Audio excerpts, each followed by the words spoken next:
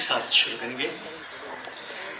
जन गण मन अधिनायक जय भारत भाग्य विधाता, पंजाब सिंध गुजरात मराठा द्राविड़ उत्कल बंगा, विंध्य हिमाचल यमुना गंगा उच्चल जलधि तरंगा, तव शुभ नामे जागे तव शुभ आशीष मांगे, गाहे तव यश गाथा।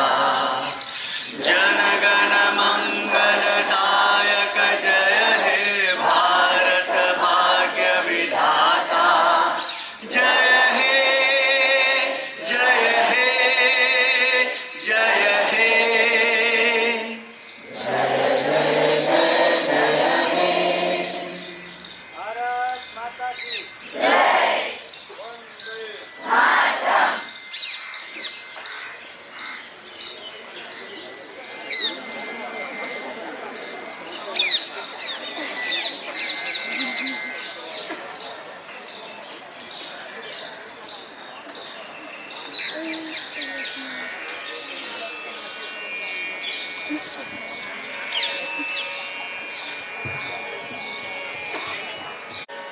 ओम शांति शांति शांति।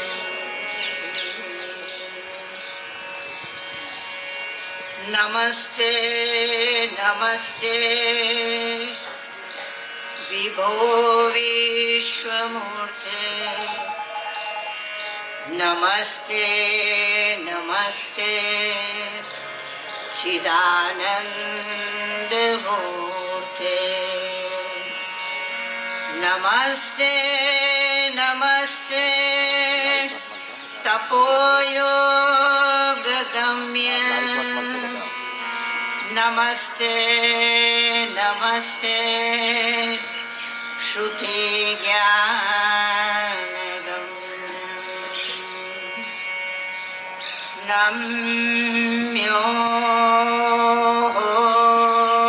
रेंगे क्यों, नम्यो रेंगे क्यों, नम्यो रेंगे क्यों। एक ओंकार सतनाम करता पुरख निर्भव निर्वैर, अकाल मूरत अजुनी सैभान, गुरु प्रसाद जप आदि सच, गुरु प्रसाद जप आदि सच, जुगादि सच है भी सच, जुगादि सच है भी सच, नानक होसी भी सच।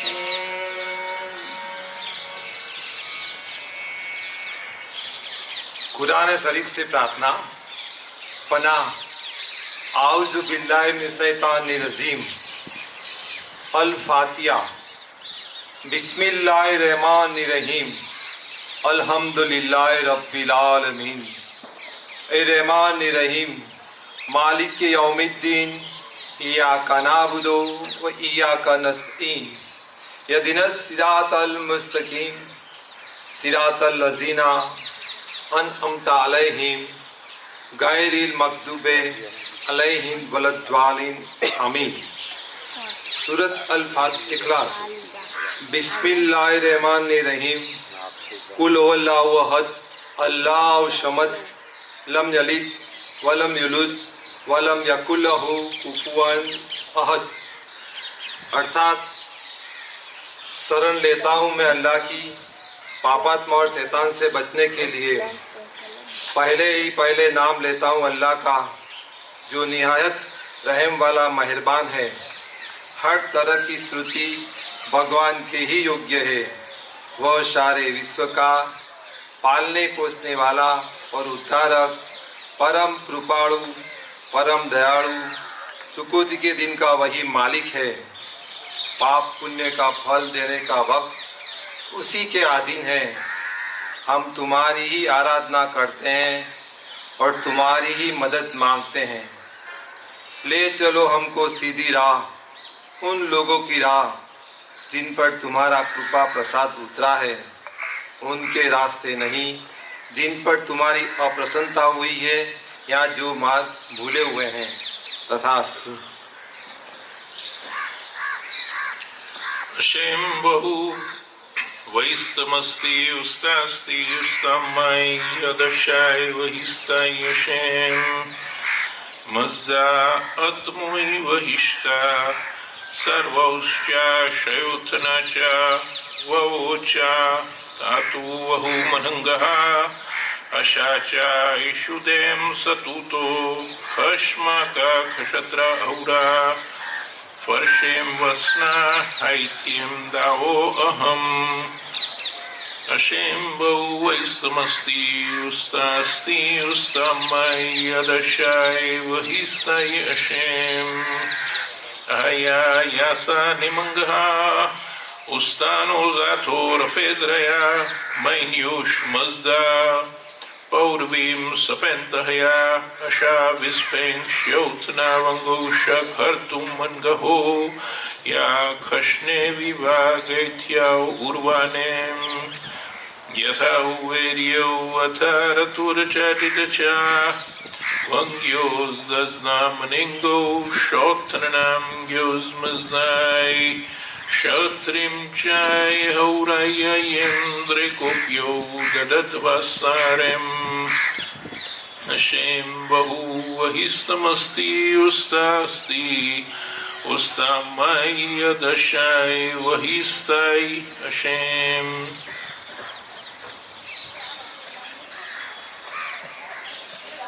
બાઇબલમાંથી વાંચન. પણ મારી વાત સાંભળી રહેલા તમને કહું છું કે તમારા શત્રુઓ ઉપર પ્રેમ કરજો, તમારા દ્વેષ કરે તેમનો ભલો કરજો, તમને શાપ આપે તેમને દુઆ દેજો, તમારી નિંદા કરે તેમને માટે પ્રાર્થના કરજો. કોઈ તારા એક ગાલ ઉપર તમાશો મારે તો તેને બીજો ગાલ પણ ધરજે. કોઈ તારો ડગલો લઈ લે તો તારો પેર પણ તેને લેવા દેજે. જે કોઈ તારી પાસે માંગે તેને આપજે. કોઈ તારું કંઈ લે તો પાછું માંગીશ નહીં.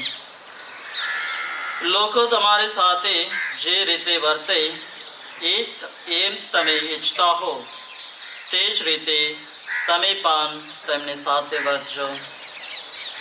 તમારા ઉપર પ્રેમ રાખે તેમના ઉપર જ તમે પ્રેમ રાખો, એમાં તમે પુણ્ય શું કર્યું? પાપીઓ સુદ્ધા પોતા ઉપર પ્રેમ રાખનારા ઉપર પ્રેમ રાખે છે. અને તમારું ભલું કરે તેમનું જ તમે ભલું કરો, એમાં તમે શું પુણ્ય કર્યું? એટલું તો પાપીઓ પણ કરે છે.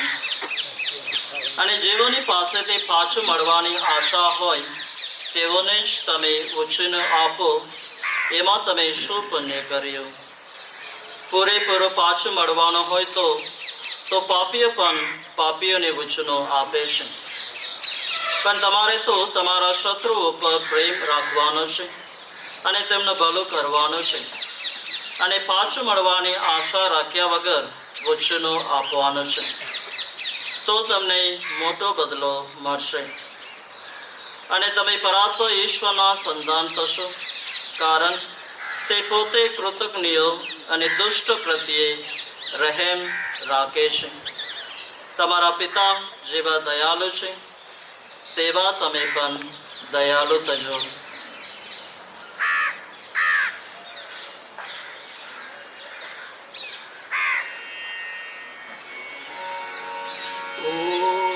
नमो अरिहन्ताणम् ॐ नमो सिद्धाणम् ॐ नमो आयर्याणम् ॐ नमो उवज्जायाणम्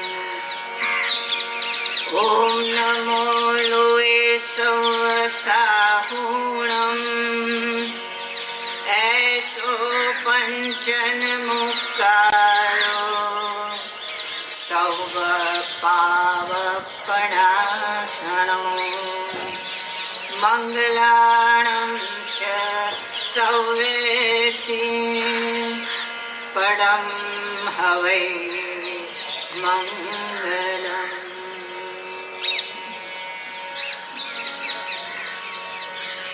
हरि ओम ईशावास्यमिदं सर्वं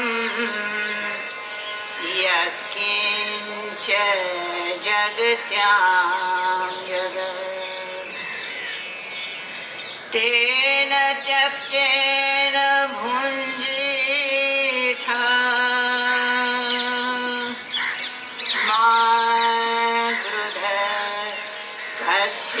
सिद्धनम्. प्रातः स्मरामि हृदि संस्फुरदात्मतत्त्वं सच्चित्सुखं परमहंसगतितुरीयम्.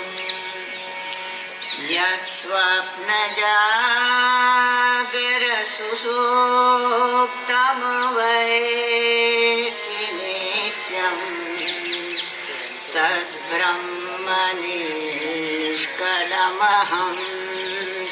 न च भूतसङ्गः. प्रातर्भजामि मनसो वचसामगम्यं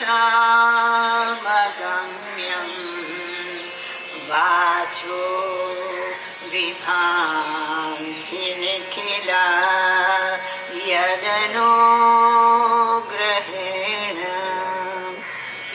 यन्नेति नेति वचनैर्निगमावोचो तं देवदेवमजमाच्युतमाहुरयम्. प्रातर्नमामि तमस परमार्गवर्णम् पूर्णं सनातनपद पुरुषोत्तमाख्यम्. यस्मिन्निदं जगदशेषमशेषमूर्तो रज्वा भुजङ्गमैव प्रतिभासितं वै. समुद्रवसने देवी पर्वतस्तनमण्डले विष्णुपत्नी नमस्तुभ्यं पादस्पर्श समस्व मे. या कुन्देन्दुतुषारहारधवला या शुभ्रवस्त्रावृता या वीणावरदण्ड मंडित करा या श्वेत पद्मासना या ब्रह्माच्युत शंकर प्रभृतिभिर् देवै सदा वन्दिता सा मां पातु सरस्वती भगवती निःशेषजा व्यापहा।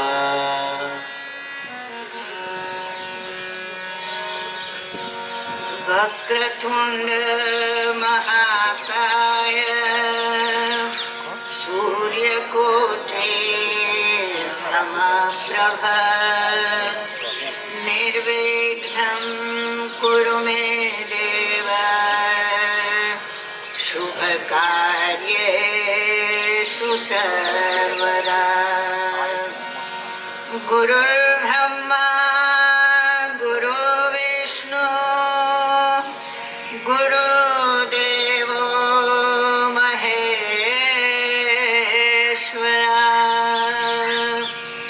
गुरु साक्षात् परब्रह्म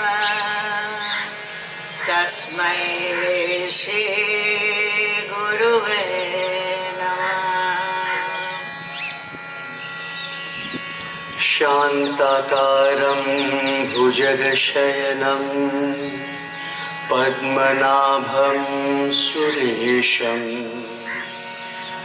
विश्वाधारं गगनसदृशं मेघवर्णं शुभांगं लक्ष्मीकान्तं कमलनयनं योगिभिर्ध्यानगम्यं वन्दे विष्णु भवभयहरं सर्वलोकैकनाथम्। करचरणकृतं वा कायजं कर्मजं वा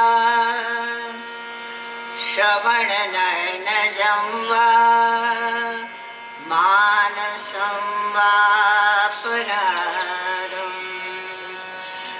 विहितं विहितं वा सर्वमेतत् क्षमस्व। जय जय करुणाउदय श्री महादेव शंभो। न त्वहं कामैराज्यं न स्वर्गं न पुनर्भवम् कामये दुःखतप्तानां प्राणिनां आर्तिनाशनम्। स्वस्ति प्रजाभ्यः परिपालयन्तां न्यायेन मार्गेण महीं महिषाः। गोब्राह्मणेभ्यः शुभमस्तु नित्यं लोकाः समस्ताः सुखिनो भवन्तु। नमस्ते सतेते जगत्कारणाय नमस्ते चिते सर्वलोकाश्रयाय नमो द्वैततत्त्वाय मुक्तिप्रदाय नमो ब्रह्मणे व्यापिने शाश्वताय।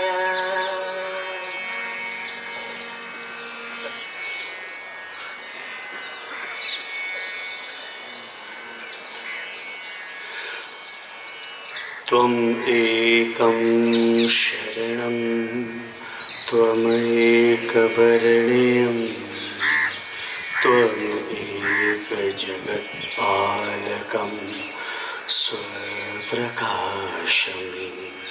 त्वमेक जगत्कर्तृ पार्तु प्रहर्तु त्वमेकं परं निश्चलं निर्विकल्पम् भयानां भयं भीषणं भीषणानां गति प्राणिनं पावनं पावनानां महोच्चैपदानां नियन्तृत्वमेकम् परेषां परं रक्षणं रक्षणानाम्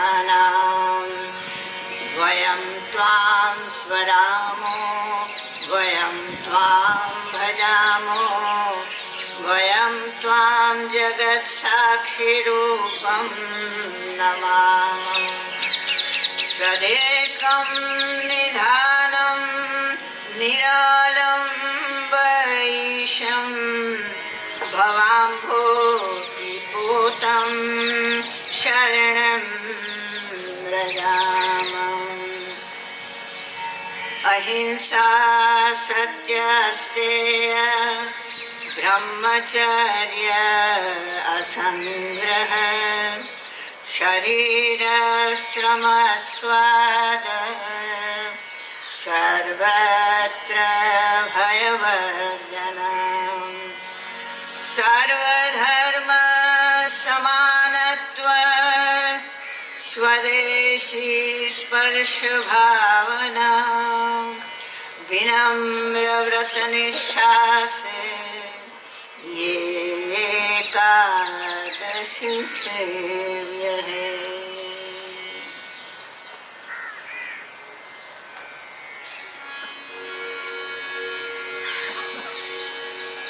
हे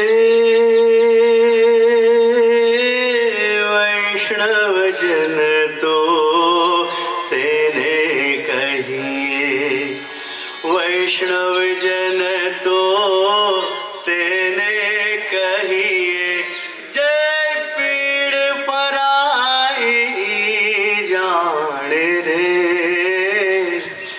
पर दुखे उपकार करे पर दुखे उपकार करे तोय मन अभिमान नाणे रे वैष्णव जन तो तेने कहिए।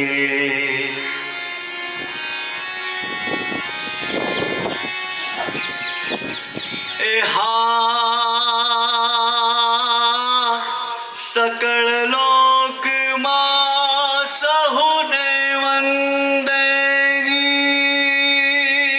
ओ जी निंदा न करे के नीरे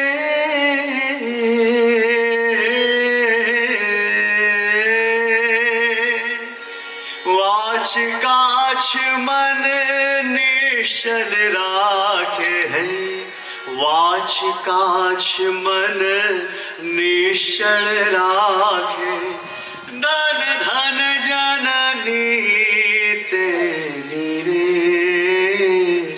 वैष्णव जन तो तेने कहिए।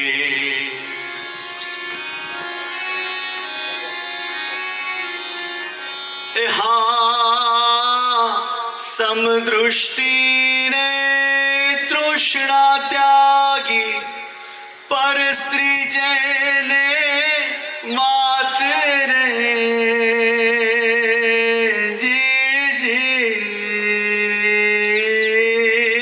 जी हवा थकी असत्य न बोले जी हवा थकी असत्य न बोले पर धन नव झाले हाथ रे वैष्णव जन तो तेने कहिए। मोह माया व्यापे नहीं जैन दृढ़ वैराग्य लाग्य जना मन मारे राम नाम शू ताड़ी रे लागी राम नाम शू ताड़ी रे लागी सकल तीर्थ नातन मारे वैष्णव जन तो तेरे कहिए।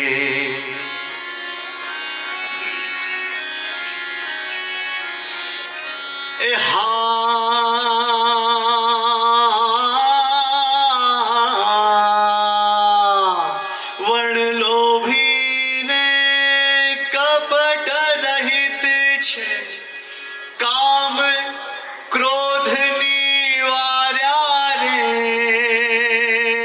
जी जी भण नरसैयो तेनो दर्शन करता भण नरसैयो तेनु दर्शन करता कुड़े को तेरा तारा रे वैष्णव जन तो तेने कहिए वैष्णव जन तो तेने कहिए वैष्णव जन तो तेने कहिए। रघुपति राघव राजा राम पतित पावन सीताराम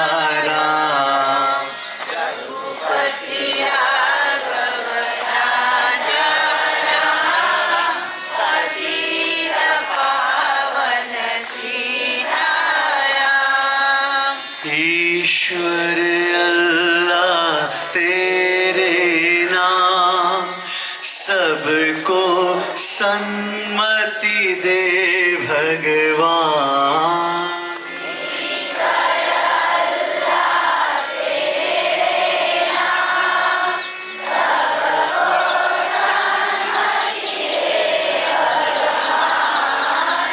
रघुपति राघव राजा राम पतित पावन सीताराम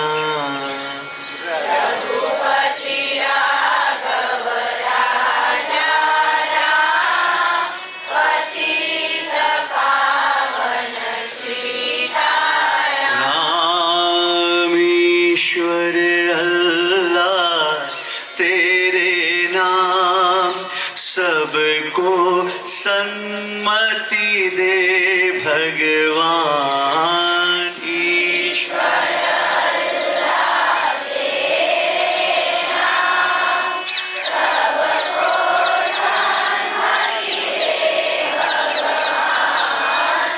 रघुपति राघव राजा राम पतित पावन सीताराम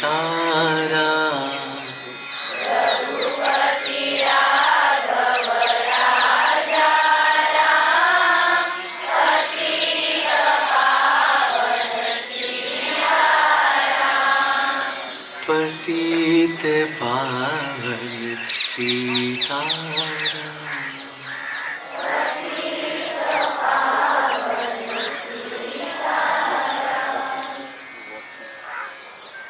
सर्वथा सो सुखी ठाओ समता सो समाचरो सर्वत्र दिव्यता व्यापो सर्वत्र शान्ति विस्तरो ॐ शान्तिः शान्तिः शान्तिः। केरळના માનનીય રાજ્યપાલ મહોદય શ્રી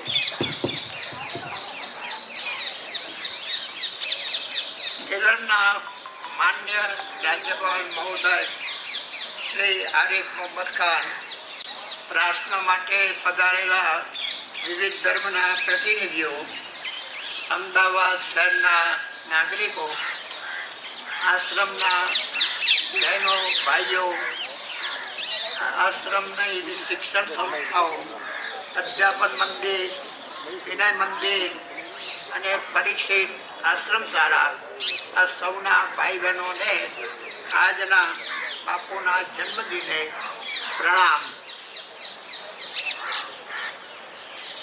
રાષ્ટ્રપિતા મહાત્મા ગાંધીજીના 154માં આ જન્મદિને આંતરરાષ્ટ્રીય અહિંસા દિનના પ્રસંગે આપ સૌનું હાર્દિક સ્વાગત છે.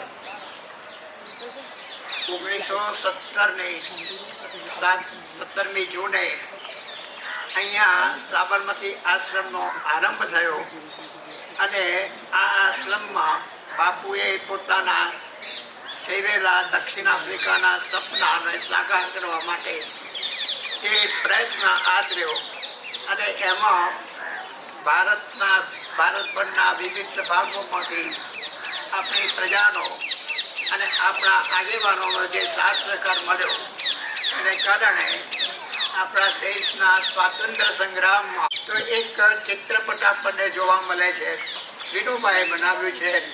એમાં મહત્વનું એ છે કે રાષ્ટ્રપિતા મહાત્મા ગાંધીજીની આપણને જો મહત્વની કોઈ દેન હોય તો એ સૌથી પહેલી છે સર્વધર્મ સમભાવ અને એકાદશ વ્રત. એકાદશ વ્રત દ્વારા માનવનો વિકાસ કરવો, માનવનું આધ્યાત્મિક ફરજોનું સંયોજન કરવું એ એકાદશ વ્રતનો પાયો અને એનાથી માનવનું સર્જન થતું હતું. બીજો એમનું મહત્વનું કામ એક દેન એ છે સત્યાગ્રહ. જે જ્યાં કંઈ પણ અન્યાય થાય એના નિવારણ માટે હિંસાના કે બીજા કોઈ રસ્તે નહીં પણ સત્યાગ્રહના માર્ગે અન્યાયનું નિવારણ કરવું એ એમનું બીજું કામ. અને એ આપણા દેશને એમની મોટી છે. એ ત્રીજું, આ બધું કરવું હોય તો પ્રજાને જોડવી જોઈએ, પ્રજાનું બળ એકત્ર કરવું જોઈએ અને એને માટે એમને વિવિધ રચનાત્મક કામો આપ્યા અને એ રચનાત્મક કામો એ અહીંયા એનું ચિત્રપટ વિનોબાએ બનાવ્યું છે. એમાં એ વિનોબાજી કહે છે કે ગાંધીજીની પ્રવૃત્તિઓ આપણે કરવી હોય તો એના મૂળમાં બે વસ્તુ હોવી જોઈએ, એક સત્ય અને કરુણા.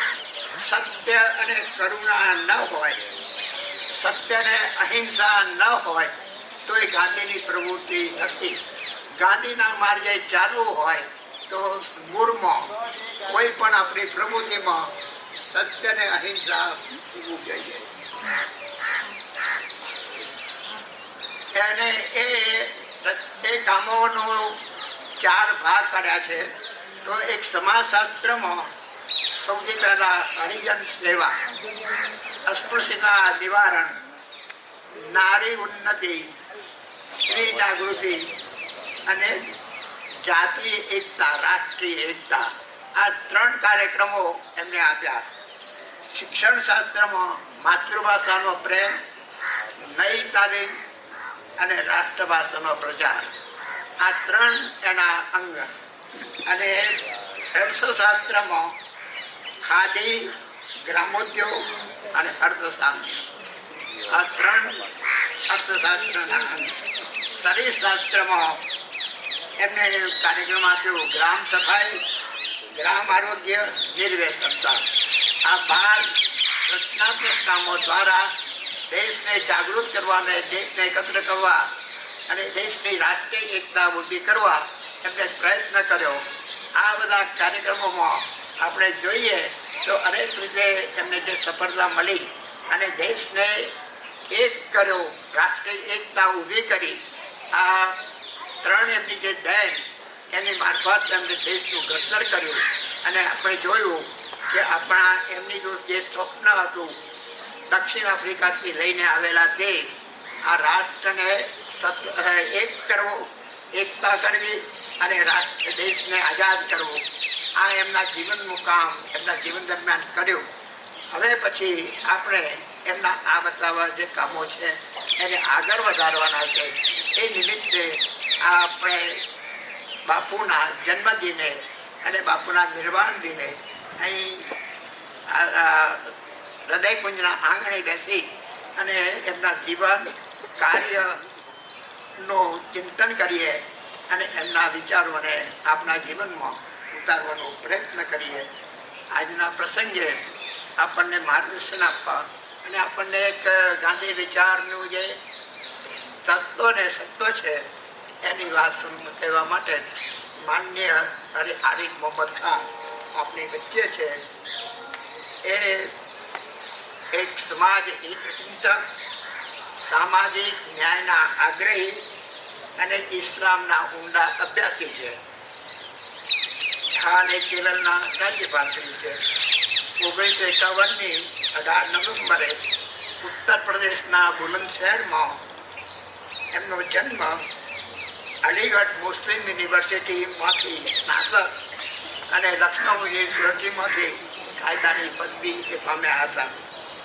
પ્રતિષ્ઠિત રાજનેતા આરિફ ખાને 1983થી 1990 દરમિયાન કેન્દ્ર સરકારમાં વિવિધ વિભાગો કૃષિ, ઉર્જા, નાગરિક ઉડ્ડયન, ગૃહ અને ગૃહ વિભાગના મંત્રીનો કાર્યભાર વિવિધ સમયે સંભાળ્યો હતો.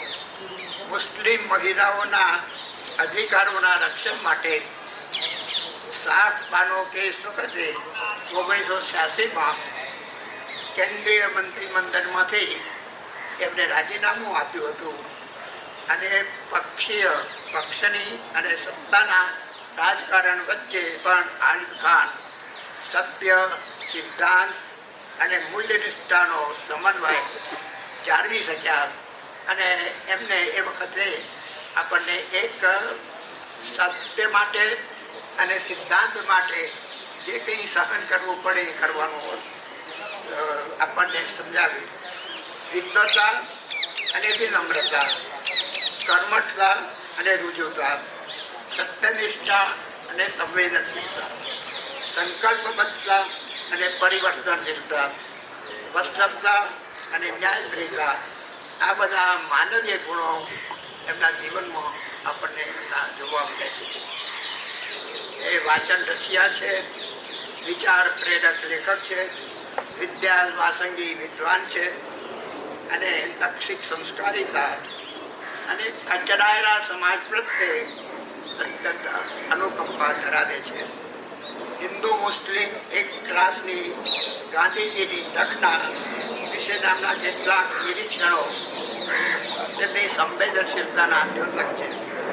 ઇસ્લામ ધર્મ અને ભારતીય સંસ્કૃતિની ધરોહરના પ્રખર અભ્યાસી આરિફ મોહમ્મદભાઈનું text and context Quran and contemporary challenging પુસ્તક ખૂબ ખ્યાતિ પામ્યું છે. ઇસ્લામ અને સૂફીવાદને લગતા એમના લેખો વખતો વખત પ્રકાશિત થતા રહે છે.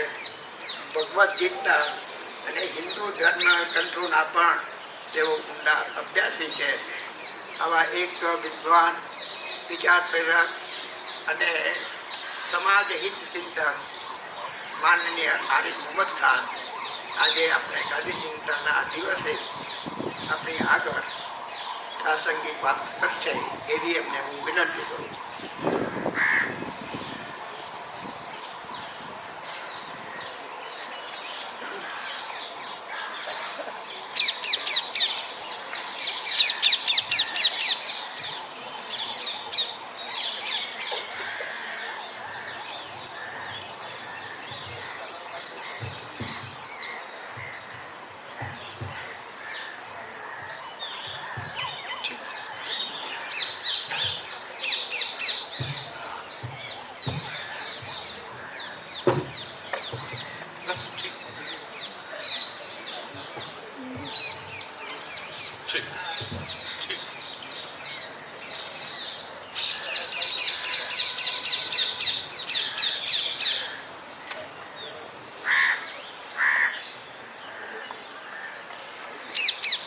श्रद्धेय श्री अमृत भाई मोदी जी, श्री कार्तिकेय साराभाई जी, श्रीमती भद्राबेन सवाई,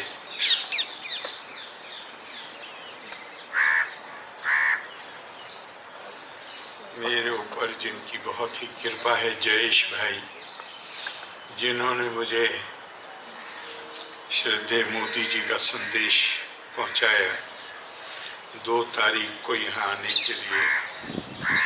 और यहाँ पर प्रार्थना में विभिन्न परंपराओं से जो सिलेक्शन करके और यहाँ जिन लोगों ने महात्मा गांधी की उस परंपरा के अनुसार हमारे मन और मस्तिष्क पे आध्यात्मिक असर डाला, वो हमारे भाइयों बहनों और यहाँ पे छात्राएं हैं, छात्र हैं। मैं नहीं जानता कि इस समय जो मेरी भावनाएं हैं उसको मैं ठीक से अभिव्यक्ति दे पाऊंगा या मेरे लिए ये तीर्थ यात्रा के समान है।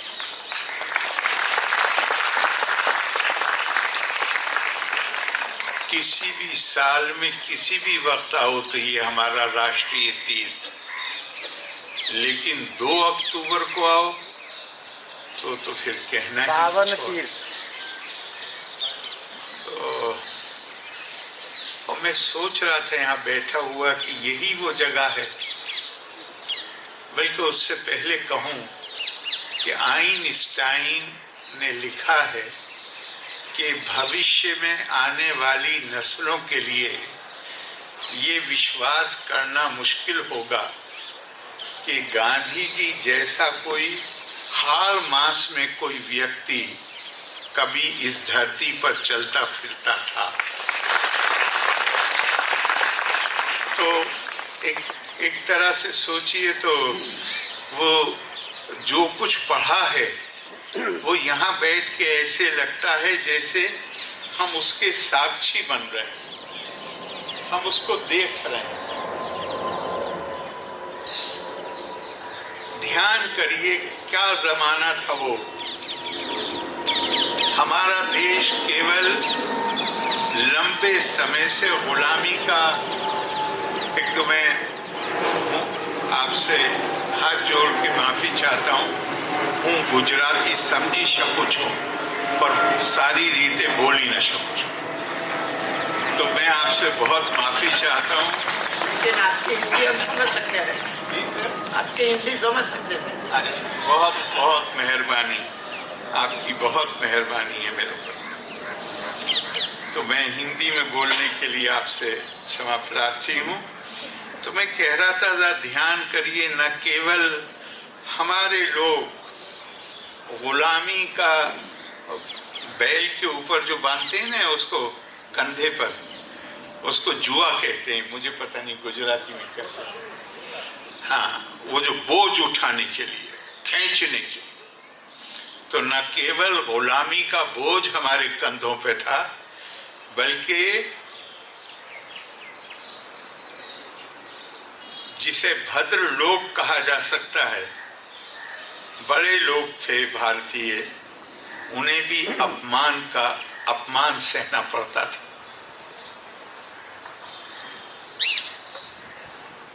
और उसके साथ में एक और बीमारी थी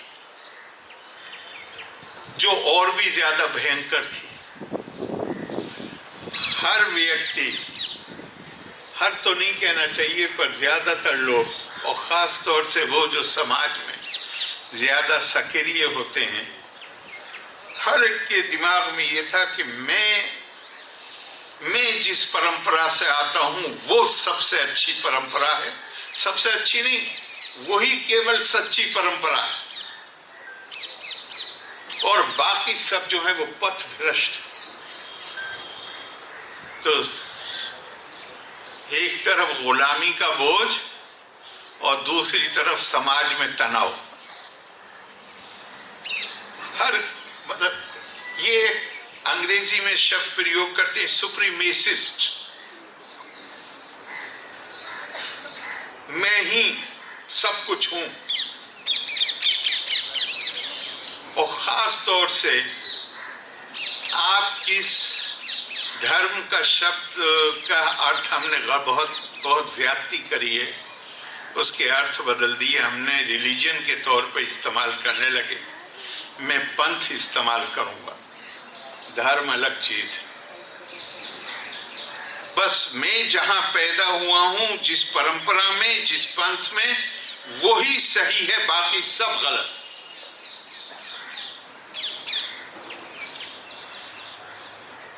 और ये मैं कह रहा हूं इस संदर्भ में कि ये जो प्रार्थना सभा है, ये बापू रोजाना करते थे, चाहे यहाँ हो, चाहे दिल्ली में हो, चाहे कहीं भी हो, जहां वो सारी परंपराओं से चुनिंदा चीजें लेके ये बताने की कोशिश करते थे कि सबका सार एक है। और ये जो परंपराएं हैं, इन्हें हमारे अंदर, यहां पे मैं धर्म का शब्द प्रयोग करूंगा, हमारे अंदर धर्म का बोध पैदा करना चाहिए, कर्तव्य का बोध पैदा करना चाहिए, हमारी क्या जिम्मेदारियां हैं उसका बोध करना चाहिए। हमारे अंदर अहंकार की भावना पैदा करें। जो अहंकार की भावना पैदा करे वो कुछ भी हो सकता है, वो धर्म नहीं हो सकता। हमारे शायद मुझे बाद में आने, तो महात्मा गांधी ने उस समय में जब ये बुराइयां व्याप्त थीं, तब एक तरफ गुलामी से मुक्ति का आंदोलन छेड़ा और दूसरी तरफ समाज के तनावों को खत्म करके समाज में प्यार, मोहब्बत और एकता, और ये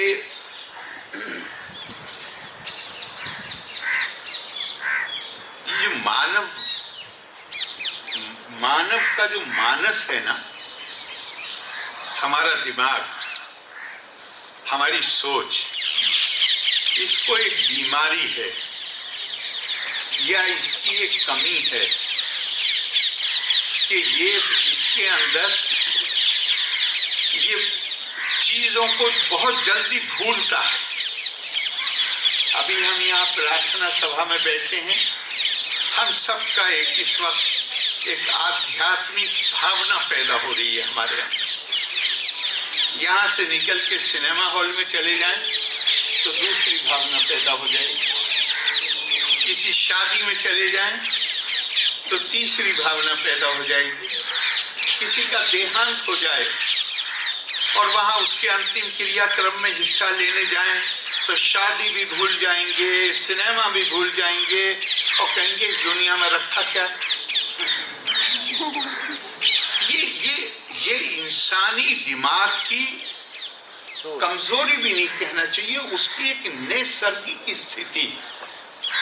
ऐसा प्रकृति ने हमारा दिमाग बनाया, इसलिए सारी परंपराओं में बड़ा जोर दिया गया है सुमिरन, स्मरण, प्रार्थना, जिक्र, उसको याद करना, कि ताकि हम बहुत सारी चीजों में जहां हम उस परम सत्ता को भूल जाते हैं, ताकि उसके कुछ कम से कम कुछ समय निश्चित कर लो, उस वक्त तो उसको याद कर लो। क्योंकि इंसान की सीमाएं हैं, उन सीमाओं से बाहर नहीं जा सकता। तो बापू मैंने अभी आपसे कहा कि विश्वास भी करना मुश्किल होता है, लेकिन एक बात आपसे कहता हूं जो थोड़ा बहुत मेरा अध्ययन, कि बापू ने हमें कोई नई चीज नहीं दी। बापू ने भारतीय होने के नाते जो हमारी सांस्कृतिक विरासत है, जिसे हम भूले हुए थे, बापू ने हमें उसे याद कराया। हमारे यहाँ तो आज से 1000 साल पहले, उससे भी और शायद ज्यादा, इस देश के, जिस अंग्रेजी में कहते हैं थॉट लीडर, जो आपके पथ प्रदर्शक होते हैं, शंकराचार्य अपने गुरु की खोज में निकले और वो गुरु मिल गए उन्हें, और गुरु से ही अपने गुरु के बारे में पूछ रहे हैं कि मैं इनको कहां ढूंढ सकता हूं, जो दोनों एक दूसरे को नहीं जानते हैं और कम उम्री है, आपकी ही जैसी उम्र है। तो गुरु पूछते हैं, गुरु को मालूम है कि ये मेरे बारे में पूछ रहे हैं, तो गुरु पूछते हैं कि तुम कौन? अब उनका जवाब सुनिए। मनोबुद्ध अहंकार चित्तानि नाहं, न चा श्रोत्र जीवे न चा घ्राण नेत्रे, न चा व्योम भूमि न तेजो न वायु, चिदानंद रूपा शिवोहम शिवो। मैं ये शरीर नहीं हूं, मैं नाक नहीं हूं, मैं कान नहीं हूं, मैं आंख नहीं हूं, मैं वायु नहीं हूं, मैं आकाश नहीं हूं। 5 पदार्थों से हमारा शरीर बना है। कहा मैं कुछ भी नहीं हूं। फिर तुम क्या हो? चिदानंद रूपा शिवोहम शिवो। भारतीय संस्कृति या दर्शन दुनिया में अकेली संस्कृति है जिसने मनुष्य को, मानव को इस आधार पे नहीं देखा है कि उसकी खाल का रंग क्या है, वो क्या भाषा बोलता है, वो किस तरीके से अपना पूजा पाठ करता है, बल्कि हर किसी के अंदर उस आत्मा को देखा है। अहम ब्रह्मास्मि तत्त्वमसि, अयम आत्मा ब्रह्मा प्रज्ञानम ब्रह्मा। गुरुदेव कहते हैं, गुरुदेव रविंद्रनाथ टैगोर, मैं भारत से प्रेम करता हूं, इसलिए नहीं कि मैं भूगोल की मूर्ति बना के उसकी पूजा करना चाहता हूं, इसके लिए भी नहीं कि मेरा सौभाग्य है कि मैं इस भारत भूमि में पैदा हुआ, बल्कि क्यों प्रेम करता हूं? इसलिए प्रेम करता हूं कि ये दुनिया का वो देश है, ये वो भूमि है जिसने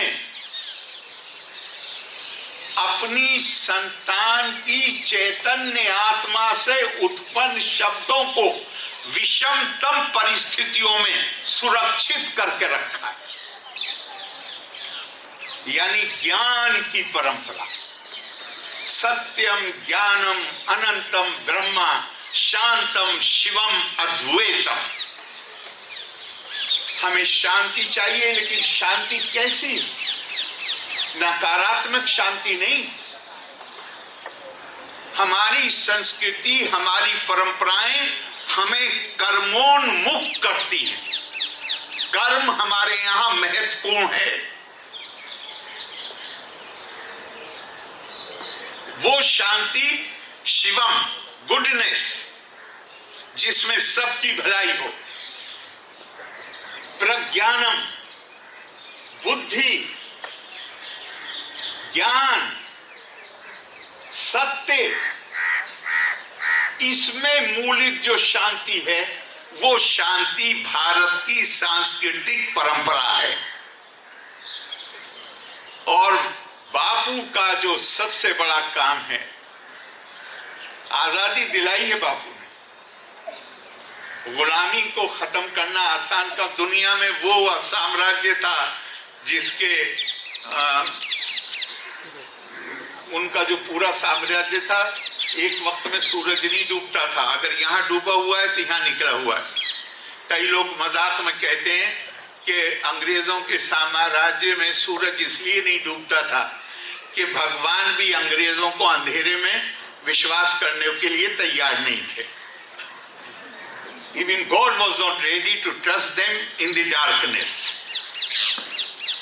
of night. तो वो इसलिए वो सूरज, लेकिन उसका मतलब यह है कि इतना बड़ा साम्राज्य, और उस साम्राज्य को बिना खड़ग बिना ढाल साबरमती के लाल तूने कर दिया तबाह।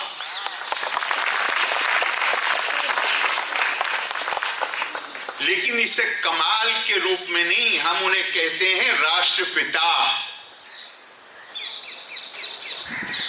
राष्ट्रपिता की विरासत केवल आजादी नहीं है, राष्ट्रपिता की विरासत है राष्ट्रपिता के सपनों का भारत बनाना। राष्ट्रपिता की विरासत का मतलब है उस संदेश को, उस पाठ को जो बापू ने दिया, उसको आत्मसात करना, इंटरनलाइज करना। और वो बापू, आप कहीं पढ़ लीजिए बापू को। मेरा जो थोड़ा बहुत अध्ययन है, मैं बापू के 2 पैरे पढ़ता हूं और मुझे किस उपनिषद का कोई श्लोक याद आ जाता है। ये बात तो वहां भी कही गई। मुझे गीता का श्लोक याद आ जाता है कि ये बात वहां भी कही गई। और आप इसे ये मत समझ, अतिशयोक्ति मत समझिएगा। मैं आपसे अगर आप कहें तो कसम खा के कह सकता हूं कि बहुत दफा मुझे कुरान की आयत याद आ जाती है जब मैं बापू को पढ़ता हूं, कि बापू का सारी चीज आध्यात्मिकता में मूलित थी। बापू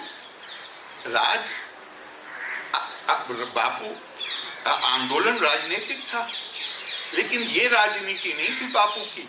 जहां आज हम पार्लियामेंट में खड़े होके कहते हैं किसी खास मुद्दे पर, राजनीति से ऊपर उठ के इसके बारे में सोचिए, जैसे राजनीति अपने आप में कोई खराब चीज। खुद राजनीति करने वाले हाउस के अंदर बाहर अपने विपक्ष से कहते हैं कि ये मामला राष्ट्रीय हित का है। इसको राजनीति से ऊपर उठ के देखिए। जैसे राजनीति अपने आप में केवल पक्षपात करने का नाम, ये भारत की कल्पना नहीं। और भारत की ये कल्पना नहीं है तो ये महात्मा गांधी का तरीका नहीं था। भारत की कल्पना तो है सर्वे त्यागा राजधर्मेषु दृष्टा, सर्वे विद्या राजधर्मेषु चोक्ता, सर्वे लोका राजधर्मेषु दृष्टा। भारत की तो कल्पना है कि राजनीति में बड़े से, जो राजनीति में है, जिसने जन सेवा का संकल्प लिया है, उसके लिए ये जरूरी है कि वो बड़े से बड़ा त्याग करने के लिए हर वक्त तैयार रहे। उसके पास ज्ञान का भंडार होना चाहिए, उसके पास संस्कार होने चाहिए, और सबसे बढ़कर सर्वे लोकेषु दृष्टा, यानी किसी को भी और सबको समदृष्टि। और ये जो बापू का सबसे प्रिय भजन जो आपने आखिर में गाया, वैष्णव जन तो तेने कहिए जो पीर पर आई जाने ले,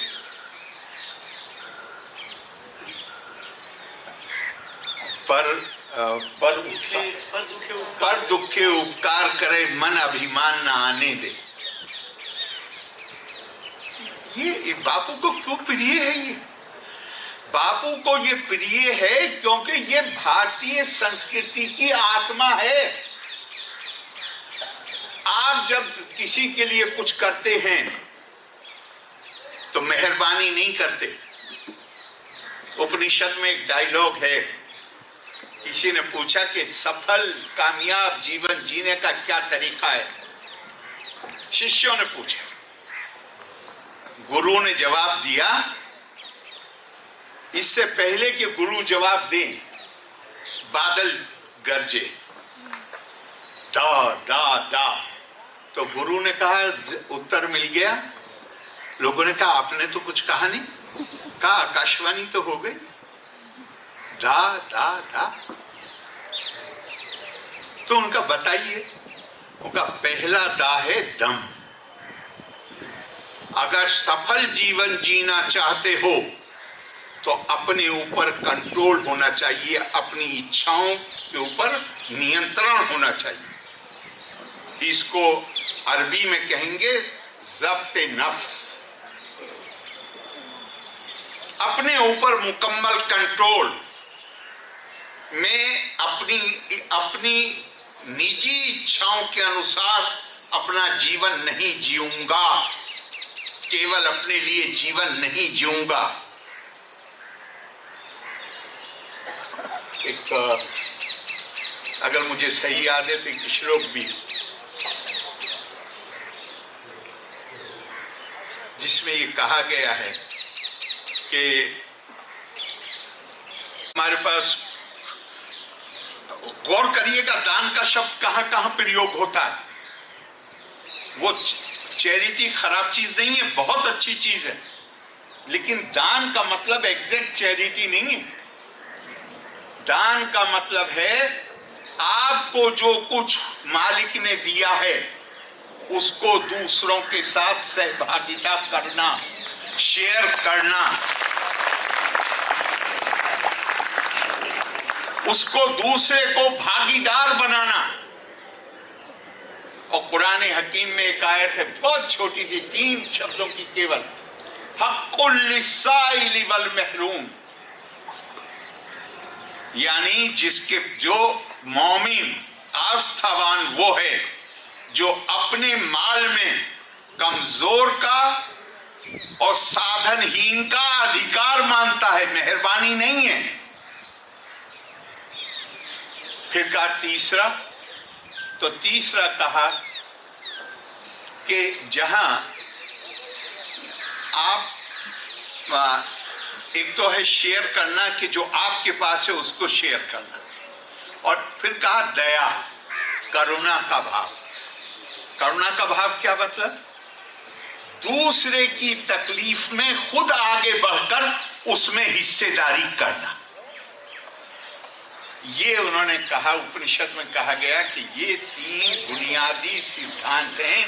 अगर आप सफल जीवन जीना चाहते हैं, और भारत का तरीका भारत का आज का नहीं है, स्वामी विवेकानंद, महात्मा गांधी, जो ये मैं बिल्कुल, मेरे ऊपर बड़ी मेहरबानी है, गांधीयन अब तो थोड़े से बचे हैं बेचारे जो सीनियर लोग हैं, लेकिन वो मेरे ऊपर बड़ी मेहरबानी है। मद्रास में मीटिंग हो तो मुझे बुला लेते हैं, बेंगलोर में मीटिंग हो तो बुला लेते हैं, और मैं वहाँ हर बार मैंने बहुत विनम्र तरीके से कहा, मैं क्या, महात्मा गांधी हिंदू मुस्लिम यूनिटी की बात करते थे, क्योंकि उस वक्त का वैधानिक जो व्यवस्था थी वो देश को राष्ट्र नहीं मानती थी।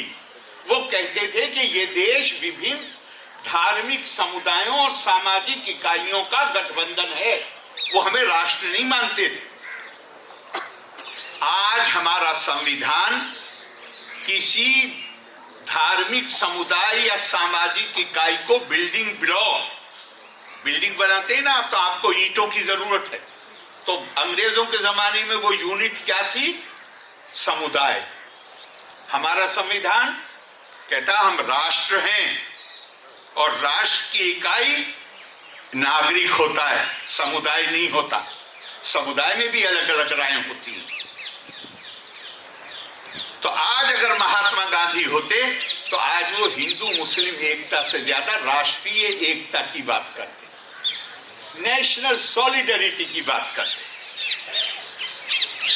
हमारी जिम्मेदारी है, क्योंकि जैसा मैंने पहले कहा, मेरे भाई, मैं कहां पैदा हुआ हूं इसमें मेरा कोई रोल नहीं है। आपका किसी से इजाजत लेके आप पैदा हुए हो तो मुझे नहीं पता, मुझसे किसी ने नहीं पूछा कहाँ पैदा होना चाहते हो। तो जिस चीज पे मेरा बस नहीं है मैं उस पर गर्व करूं, मैं उसकी वजह से गिलानी महसूस करूं, क्यों?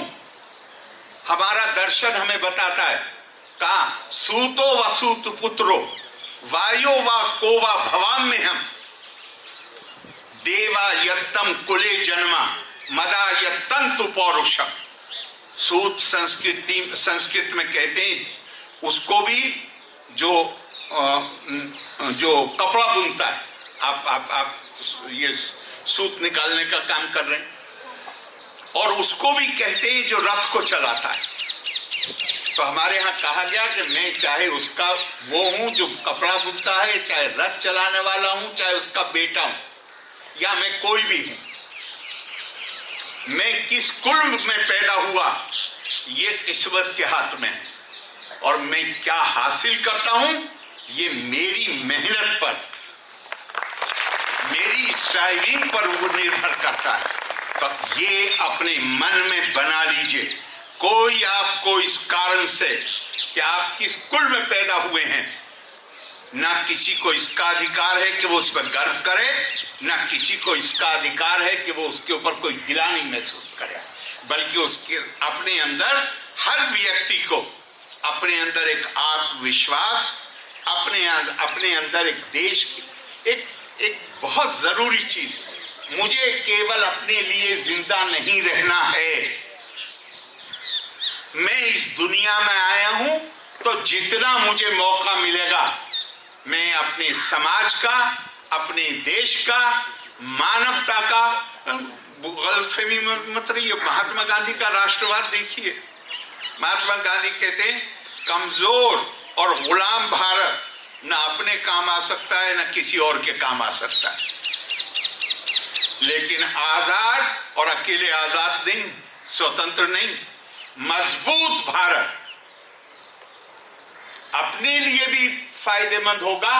और मैं तो इसकी कल्पना करता हूं कि अगर कभी जरूरत हुई तो भारत अपने आप को अपनी कुर्बानी दे देगा ताकि मानवता जिंदा रहे। अयम नीच परोवेति गणना लघु चेता साम उदार चरिता नाम तो वसुदेव कुटुंबकम, ये हमारी संस्कृति का पाठ है हमारे लिए। महात्मा गांधी का नेशनलिज्म, मानव नेशनलिज्म क्यों जरूरी है? आप समाज की सेवा कब कर सकते हैं? जब पहले आप अपना, आपका जीवन स्वस्थ हो, आपके पास साधन हो, आपके पास ताकत हो, और जो कुछ भी ताकत है, ये जरूरी नहीं कि बहुत पैसे की जरूरत है या कुछ है, जो भी साधन आपके पास है, आपका स्वास्थ्य है, उसका इस्तेमाल आप दूसरों के लिए करें, वही सार्थक जीवन है। जैसे स्वामी विवेकानंद ने कहा कि ये बहुत छोटा जीवन है और इसमें बहुत सारी चीजें हैं जो हमें आकर्षित करती हैं, लेकिन जिंदा तो आसमान से गिरने वाली हर बूंद जिस तरह समुद्र की ओर भागती है, इसी तरह किसी नाम से भी प्रभु को याद करो, वो उसी एक के पास पहुंच जाएगा जिसको एको देवा कहा गया। आप सब, मुझे बहुत अच्छा लगा है। इससे 50 गुना बड़ी सभा कहीं और होती तो भी शायद इतना आनंद नहीं आता जितना आनंद यहाँ का आया। और मैं कैसे हाथ जोड़ के आपको धन्यवाद कहना चाहता हूँ भाई, आप लोगों को, सबको, कार्तिक भाई, आप सब लोगों को कि आपने मुझे यहाँ बुलाया और मुझे अपनी श्रद्धा सुमन अर्पित करने का मौका दिया उस व्यक्तित्व के लिए जिसका कभी हम कर्ज नहीं उतार सकते, जिसको याद करने में हमारी भलाई है, जिसको याद करके हम अपने जीवन को बेहतर बना सकते हैं। धन्यवाद। जय हिंद। लोका समस्ता सुखिनो भवन्तु।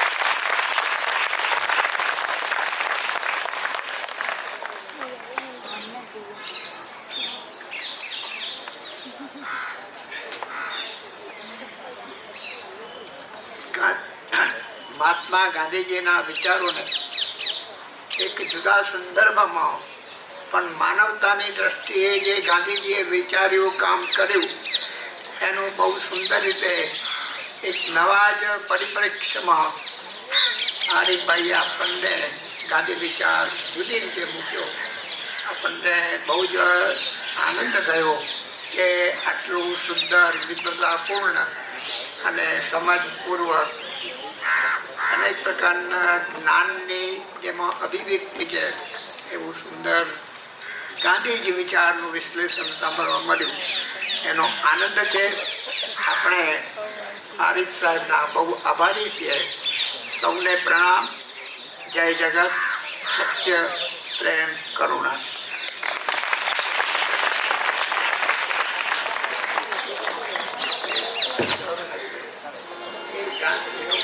गांधी डेढ़ सौ है, 150 बाइक की गुजराती हिंदी और इंग्लिश.